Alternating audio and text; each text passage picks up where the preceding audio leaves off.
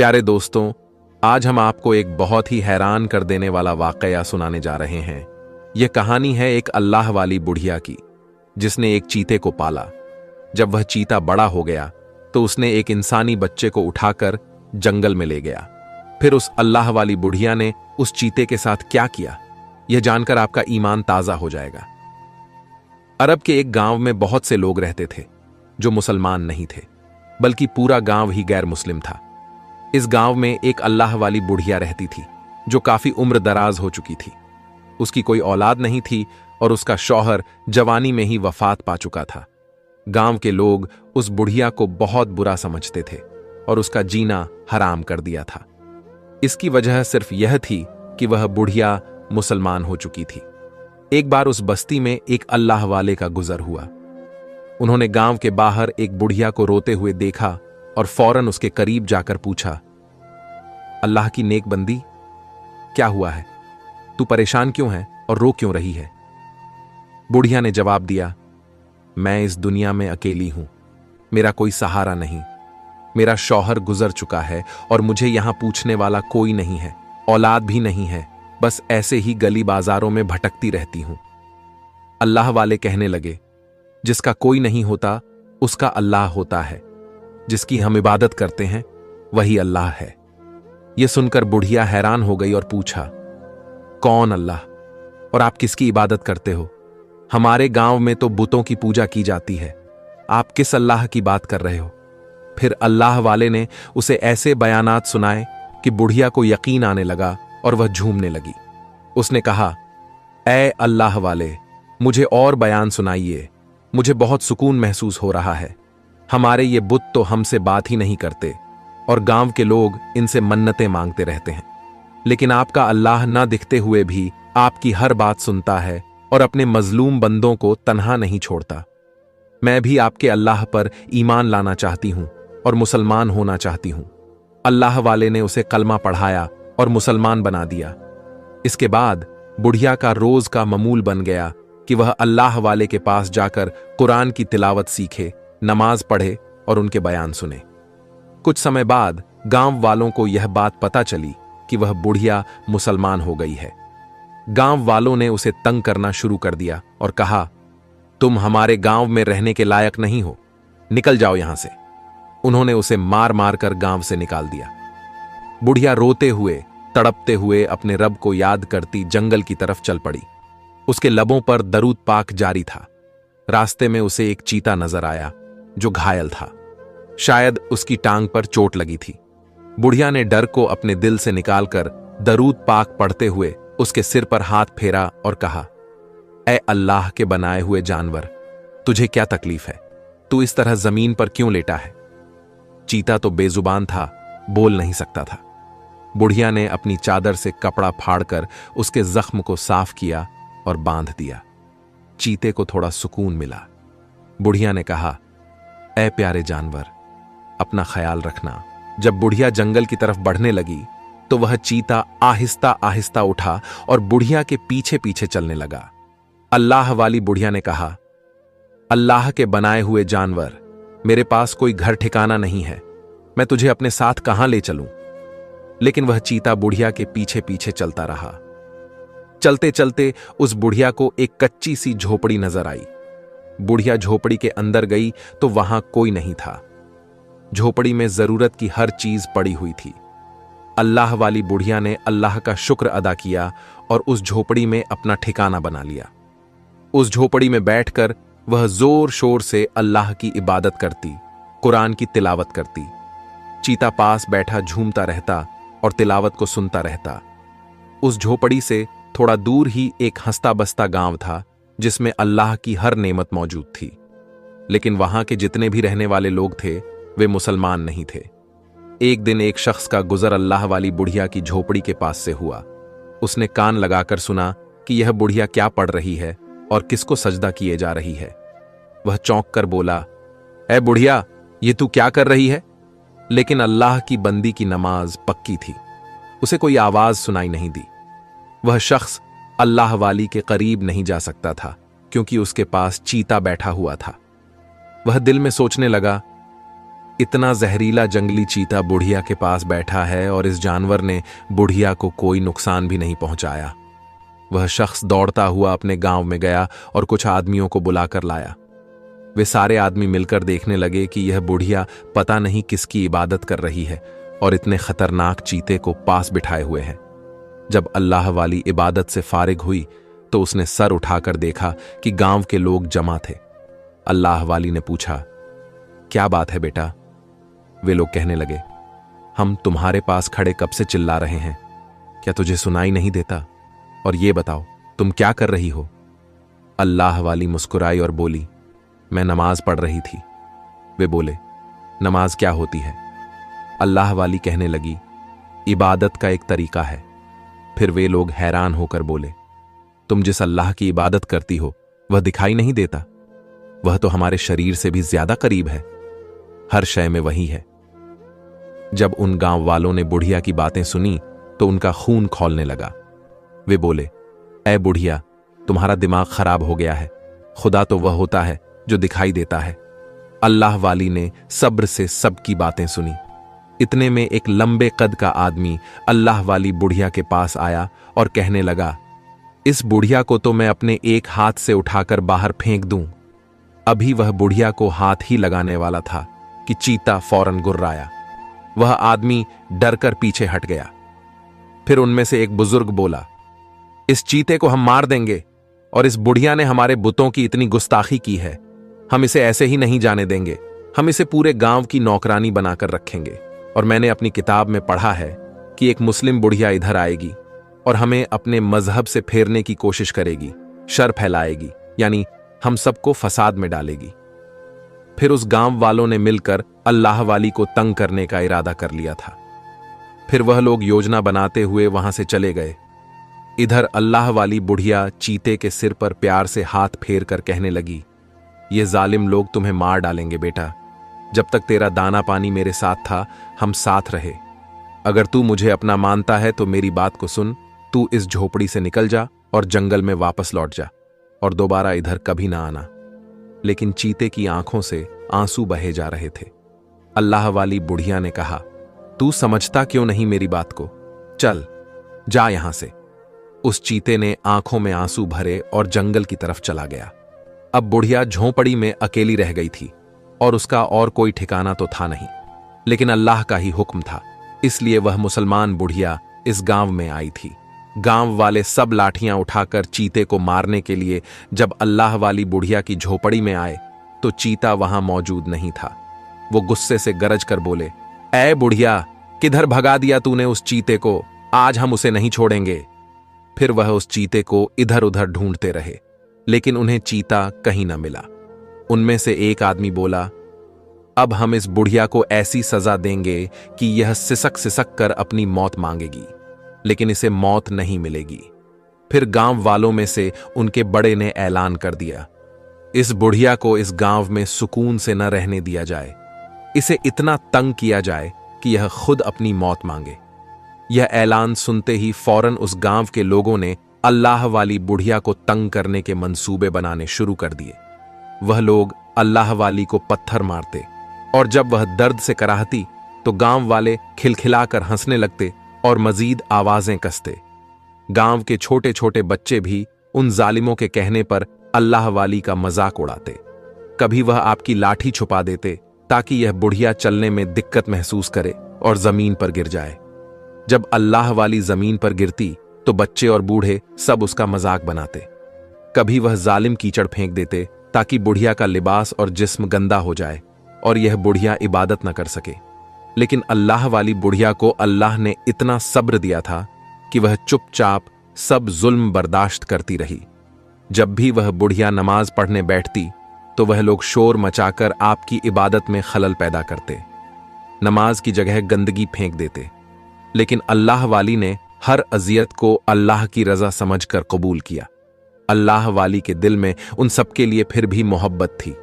वह हर पल दुआ करती थी कि अल्लाह पाक इन गांव वालों को हिदायत दे और इनके दिल नरम कर दे। आप जानती थीं कि अल्लाह की राह पर चलना आसान नहीं है। इस गांव में मर्द तो मर्द, औरतें भी सख्त दिल और बेरहम थीं। उनके दिलों में न तो किसी बुजुर्ग का एहतराम था और न ही कोई हमदर्दी। उन औरतों की अकड़ और गुरूर दिनों दिन बढ़ता जा रहा था। उन औरतों की जिंदगी में किसी चीज की कमी नहीं थी। जो चाहती थीं वही मिलता था, जो कहती थीं पूरा हो जाता। वे इस कदर ऐशो आराम में मग्न थीं कि उन पर कभी कोई मुश्किल या आजमाइश नहीं आई। हर औरत का बेटों को पैदा करना, माल दौलत की फरवानी और जिंदगी में आसानी ने उन्हें घमंड में मुब्तला कर दिया था। अल्लाह के हुक्म और इबादत की उन्हें कोई परवाह नहीं थी। अल्लाह को वे जानती ही नहीं थीं और खुद को हर तरह की जरूरत और आजमाइश से परे समझती थीं। गांव की उन औरतों के घमंड का यह आलम था कि वे अल्लाह वाली को नफरत से देखतीं, बल्कि उनकी बेइज्जती करने का कोई भी मौका हाथ से जाने नहीं देती थीं। उन्होंने यह सोचा ही नहीं था कि यह दुनिया फानी है, मिट जाने वाली है। ये सहूलतें भी आजमाइश हो सकती हैं। अल्लाह वाली के लबों पर बस एक ही दुआ थी, ऐ अल्लाह, तू इन सबको हिदायत के रास्ते पर चला। लेकिन घमंड ने उन्हें कहीं का नहीं छोड़ा। अल्लाह वाली के गांव से बाहर जाने के सारे रास्ते भी बंद कर दिए गए थे। गांव के बाहर जो जंगल था, वहां पानी का एक कुआं था। उसी कुएं से सब पानी पीते थे। अल्लाह वाली के आने से पहले उन औरतों के लिए खिदमत गुजार यानी नौकरानियां थीं, लेकिन अब चूंकि अल्लाह वाली को सजा दी जा रही थी, इसलिए उन्हें पानी भरने के लिए मजबूर किया जाता। वह कुआं गांव से काफी दूर था, जहां पैदल चलकर जाना पड़ता था। उस कुएं से पानी भरना और फिर मटके उठाकर वापस लाना बहुत मुश्किल काम था, लेकिन गांव की औरतें अल्लाह वाली पर अपने पानी के बर्तन थोप देतीं। अल्लाह वाली एक के बाद एक भारी बर्तन भरकर लातीं। गांव की औरतें हैरान थीं कि यह बूढ़ी औरत जवानों की तरह इतनी फुर्ती से काम कैसे करती है, वह भी बिना खाए पिए। इतने में अल्लाह वाली बोली, पानी मैंने भर दिया है और बताओ कोई और काम करवाना है। उनमें से एक औरत अल्लाह वाली के पास आई और कहने लगी, बड़ी ताकत है तेरे अंदर, अब तुम जश्न शुरू होने का इंतजार करो। इतना कहकर वह औरत हंसती हुई वापस जाने लगी। तभी एक औरत के रोने चिल्लाने की आवाज आई, मेरे बच्चे को बचाओ, मेरे बच्चे को बचाओ, चीता मेरे बच्चे को उठाकर ले जा रहा है। मर्दों ने यह आवाज सुनी तो पूरा गांव दौड़ता हुआ उस घर की तरफ गया, जहां से औरत के चीखने और दहाड़े मारकर रोने की आवाज आ रही थी। लेकिन जब तक वे वहां पहुंचे, वह चीता जो जंगल की तरफ से आया था, उस बच्चे को उठाकर ले गया। वह नई नवेली मां थी जिसने बेटे को जन्म दिया था। यह उसी औरत की बहू थी जिसने अल्लाह वाली को खरी खोटी सुनाई थी। उस खुशी में पूरे गांव में जश्न मनाया जा रहा था, पर अब तो कोई जश्न नहीं था। सारी खुशी गारत हो गई थी। चीता उस बच्चे को उठाकर ले गया। वह 1 दिन का बच्चा था। मां का तो गम से कलेजा फटा जा रहा था। उनके घर खुशियों की बजाय मातम शुरू हो गया। सब कुछ मलियामेट हो गया था। मर्दों ने लाठियां उठाईं और जंगल की तरफ दौड़े। उनमें वह ताकतवर मर्द भी था जिसने अल्लाह वाली को गांव से बाहर फेंकने की धमकी दी थी। लेकिन कुछ देर बाद सब नाकाम लौटे और बोले, हमें तो चीता कहीं नजर नहीं आया, पता नहीं कहां गायब हो गया, और अब तक तो उसने बच्चे को खा लिया होगा। इतना कहने की देर थी कि मां ने चीख मारी और बेहोश हो गई। सब औरतें उसे संभालने लगीं। इतने में अल्लाह वाली ने कहा, क्या मैं तुम लोगों की कोई मदद कर सकती हूं? वो औरतें जो पहले ही अल्लाह वाली से चिढ़ी थीं, कहने लगीं, अपनी हालत देख, अपनी सेहत की तरफ देख, आई बड़ी हमारी मदद करने वाली। हमारे गांव के ताकतवर मर्द नाकाम होकर आ गए और तुम कहती हो तुम हमारे काम आओगी।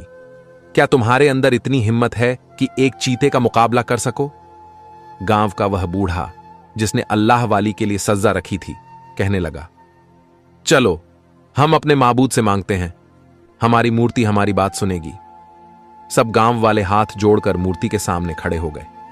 वह औरत जिसका पोता था मूर्ति के आगे सजदे में गिर गई और कहने लगी, तू हमें देने वाली है, हमारी मुश्किल को आसान कर दे, मेरा पोता वापस आ जाए, वह चीता उसे खुद लेकर हमारे पास आ जाए। हम सालों से तेरी इबादत कर रहे हैं, तू ही हमारा खुदा है, तुझे खुदा मानते हैं और यकीन है हमें तुम हमारी बिगड़ी बनाओगे। इतना बड़ा सदमा मेरी बहू को मत दो। इससे पहले कभी किसी चीते ने हमारे गांव के बच्चे को नहीं उठाया, तो अब यह सब क्या हो गया? वह हमारे बच्चे को रोटी का निवाला बनाकर ले गया। अल्लाह वाली उन सब की बातें सुन रही थी, लेकिन बीच में बोलती तो वे लोग बिगड़ जाते और आप पर गुस्सा निकालते। बहुत देर तक वे लोग हाथ जोड़े खड़े रहे।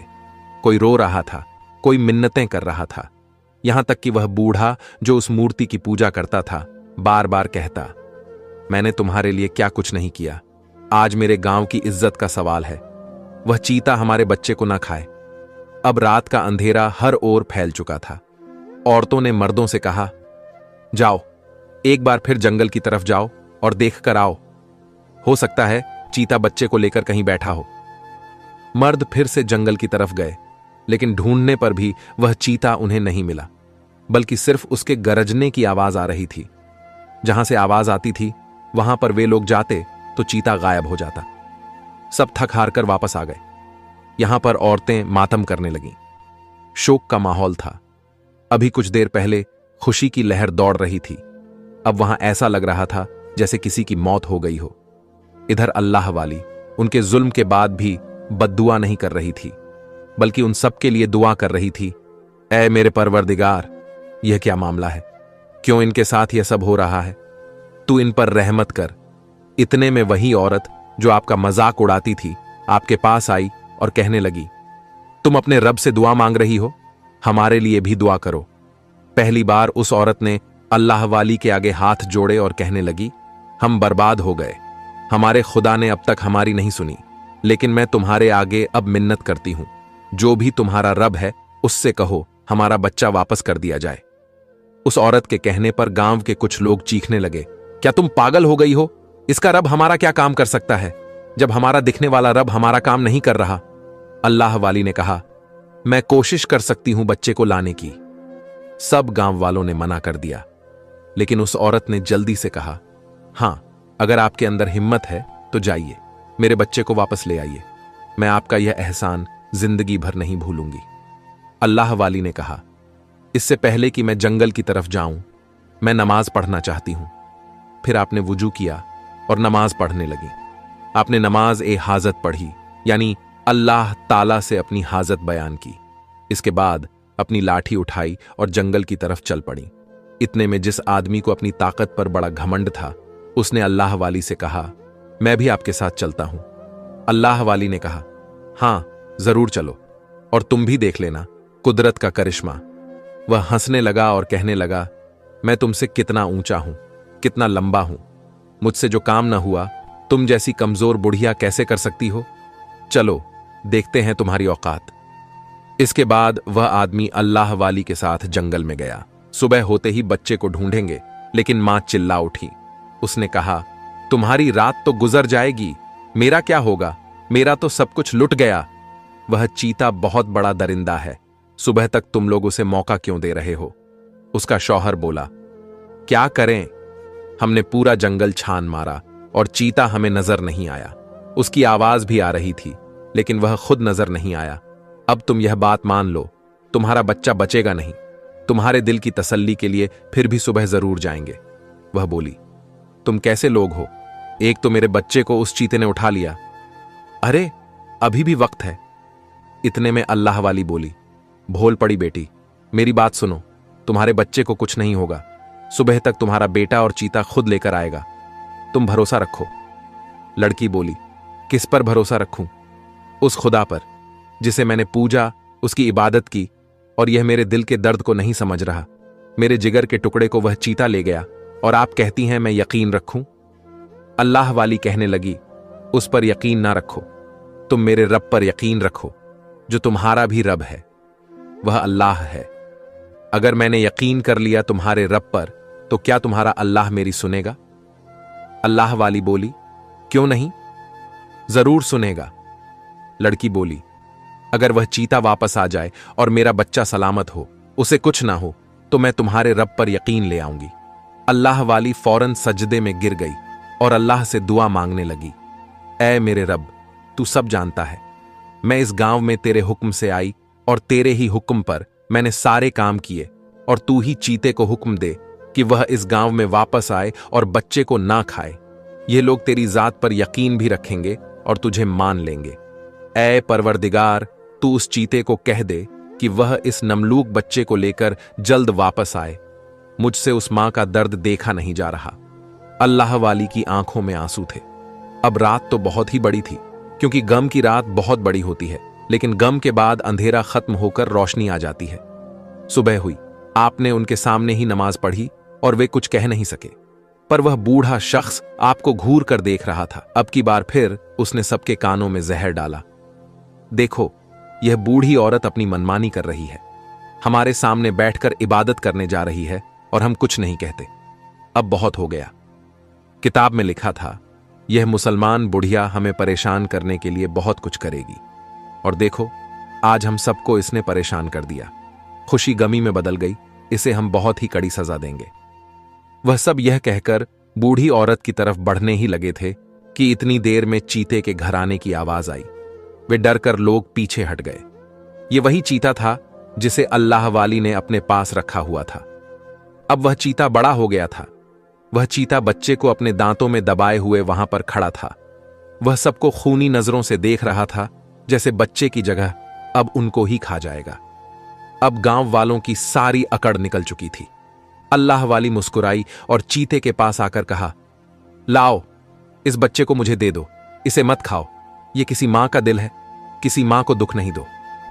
आपकी बात सुनकर चीते की आंखों में आंसू आ गए और ऐसे दांत वह दिखाने लगा जैसे कह रहा हो, यह बच्चा मैं नहीं दूंगा।